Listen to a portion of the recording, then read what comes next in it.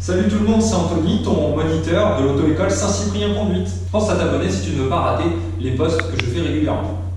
Aujourd'hui, la question est très simple, mais le sujet est vachement intéressant. Alors si tu as des questions, n'hésite pas à faire des commentaires ou à m'écrire sur ma page Facebook ou encore le compte Instagram.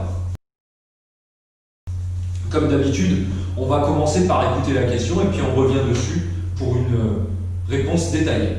13. Un accident de la route est le plus souvent dû à la fatalité. Oui, réponse A.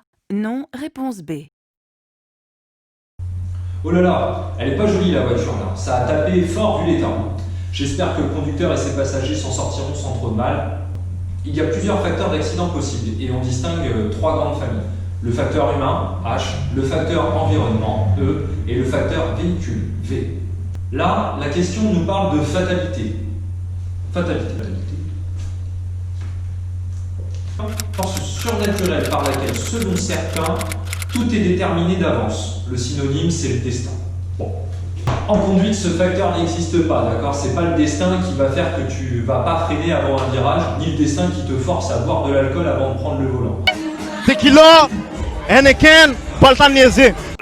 On va niquer ce soir! C'est encore moins une main divine qui va te pousser dans le ravin pendant que tu es en train de rouler à 150 km/h, imprudent que tu es. Donc ici, forcément, la bonne réponse, c'est B.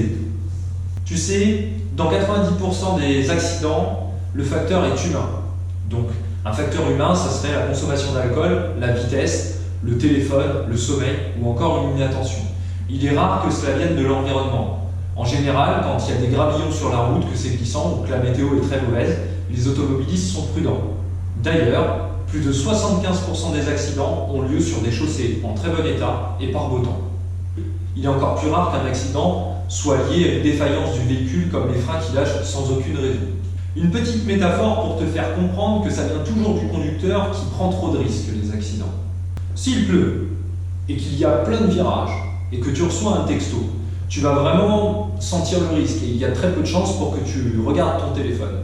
Par contre, si tu es en pleine ligne droite, par beau temps et qu'il n'y a pas trop de monde autour de toi, tu seras plus tenté de lire le même texto si tu en reçois un. Et évidemment, un jour ou l'autre, c'est la sortie de route ou la collision.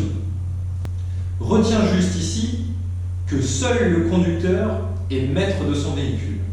Voilà, j'espère que la vidéo t'a plu. On se retrouve très prochainement pour de nouvelles questions. Salut!